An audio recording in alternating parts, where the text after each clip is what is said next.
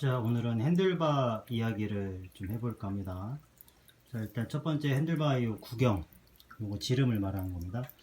옛날에는 25.4가 맞나요? 그게 이제 일반 사이즈라고 했고, 오버사이즈드라고 해서 31.6인가 8인가가 한참 쓰이다가 지금은 35까지 나왔죠.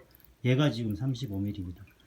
사실은 카본 핸들바가 좀 이렇게 낭창낭창한 건 있거든요. 그래서 31.6 쓰다가 35 파이가 나온 이유가 핸들바를 조금 더 이렇게 스티프하게, 조금 더 딱딱하게 하기 위해서 35 파이가 나왔다고 하는데, 뭐 또 쓰는 사람 말로는 35 파이가 강성은 더 좋은 거 맞는데, 강성이 좋기 때문에 무게를 줄이기 위해서 카본의 소재량을 줄여서 결과적으로 강성은 똑같다라고 말하는 사람도 있는데, 제가 그러니까 요 지금 산타크루즈 35파이 카본 핸들바 쓰기 전에 NS 바이크 31.6 카본 핸들바를 썼는데, 확실히 얘가 조금 더 단단한 거는 맞는 것 같습니다.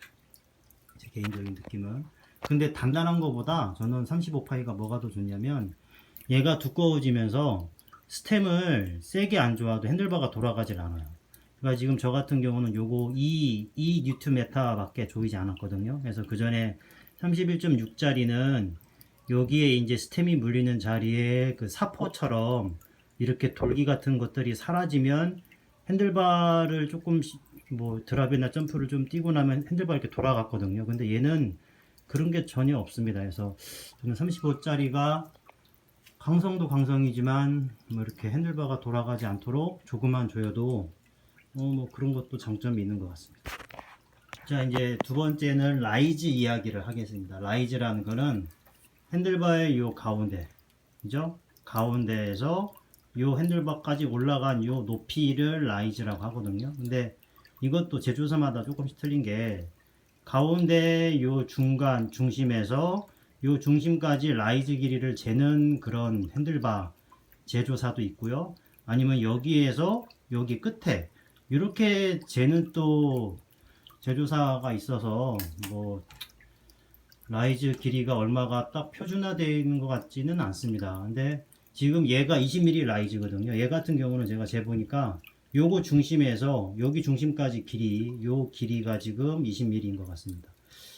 근데 최근에는 보통 20에서 한 30mm대를 많이 쓰시는 것 같죠. 그래서 뭐 라이즈는 뭐 그렇고요. 그 다음에 업스윕은 위쪽에서 핸들바가 지금 요렇게가 지금 평행이죠, 그죠? 이렇게 보시면은 평행보다 핸들바가 이렇게 올라갔거든요.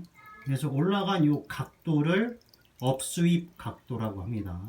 그 다음에 백스윕은 똑같이 위에서 봤을 때 핸들바가 지금 요거보다 지금 바가 이렇게 뒤쪽으로 지금 밀렸죠, 그죠?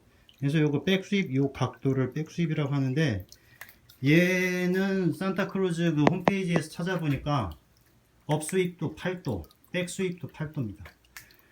근데 사실은 이 업스윕하고 백스윕은 핸들바가 나올 때 뭐 예를 들어서 7도짜리, 8도짜리, 9도짜리 이렇게 만들지 않거든요. 그냥 8도면 8도만 만들어서, 사실은 얘가 우리 소비자가 선택할 선택 사양은 좀 없는 것 같아요. 그래서 최근에는 8도에서 플러스 마이너스 1도, 8도짜리가 제일 많고 적은 거는 7도, 많은 거는 9도, 뭐 이렇게 쓰이는 것 같습니다. 자, 지금까지는 그냥 핸들바의 재원에 대해서 말씀을 드렸고, 제가 이 동영상을 찍는 이유는 사실은 이것 때문에 지금 찍거든요. 자, 핸들바를 설치할 때, 그럼 결과적으로 핸들바 구경 뭐 큰 차이 없다, 그죠? 업스윕, 백스윕, 그것도 뭐 소비자의 선택 사양이 없다. 그 다음에 라이즈 같은 경우는 20에서 30mm 많이 쓴다. 그리고 솔직히 라이즈 같은 경우는 사실은 꼭 핸들바가 아니어도 스템 라이즈나 아니면 요 스페이서, 요 스티어 튜브의 스페이서 가지고도 얼마든지 핸들바의 높이를 조정할 수 있습니다. 물론 스템의 라이즈나 이 스티어의 스페이서 가지고 핸들바 높이를 조정을 하면 핸들바에서 안장까지 거리가 바뀌어요. 물론 그런 건 있지만 저는 솔직히 체감이 잘 안 되더라고요. 근데 사실은 그렇다라고 치면, 이제 우리가 라이딩을 할 때 핸들바를 설치할 때 제 경우에 체감되는 정도가 뭐가 더 심하냐면 핸들바의 각도예요. 이 각도를 세울 건가 뉘울 건가. 요게 사실은 실제로 라이딩 할 때 체감이 저는 훨씬 더 많이 되거든요. 일단 기준은 뭐냐면, 자, 핸들바에 라이즈가 된 요 지금 면이 이렇게 보입니다. 지금 잘 보이실런지 모르겠는데, 지금 요 핸들바는 이렇게 보시면 핸들바가 지금 라이즈 된 선이 지금 이쯤 되죠. 그죠? 요 선이 요 스텐션 스티어 튜브의 요 각도랑 똑같이 수평으로 되게 세팅하는 게 정석이라고 하더랍니다.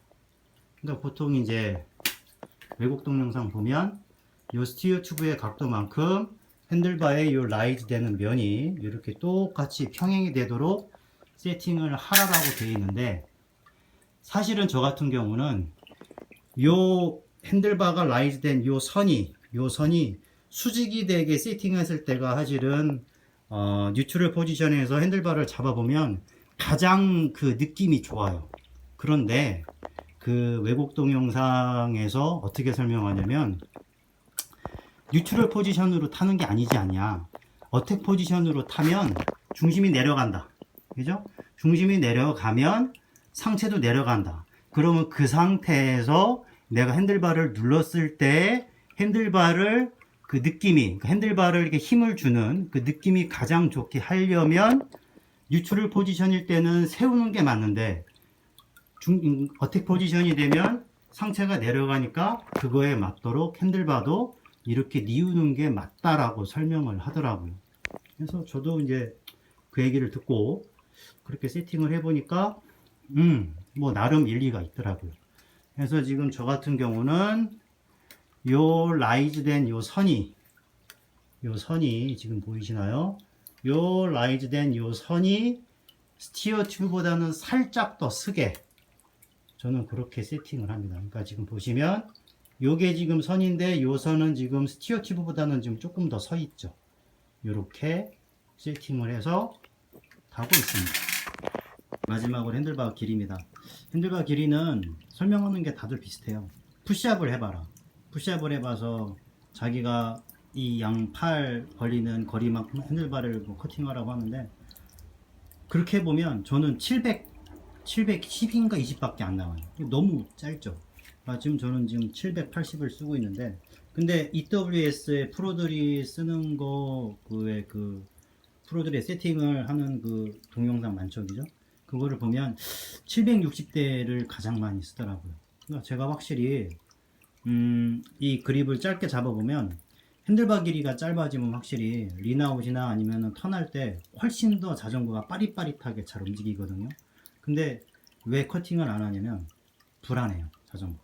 그러니까 내가 삐끗해서 이거는 크래시야 라고 판단이 됐는데 자전거가 나를 살렸어 라는 그런 느낌이 되게 하려면 바가 조금 긴 게 조금 더 낫지 않나 해서 지금은 제가 780을 쓰고 있는데, 제가 라이딩 실력이 좀 더 늘어서 핸들바가 짧아도 내가 충분히 자전거를 그러니까 충분히 그 안정성을 제가 제 라이딩 실력으로 커버할 수 있다라고 판단이 되면 저는 조금 더 자를 생각입니다. 확실히 핸들바 짧은 게 확실히 더 빠릿빠릿하고 프로들은 확실히 760대를 제일 많이 씁니다.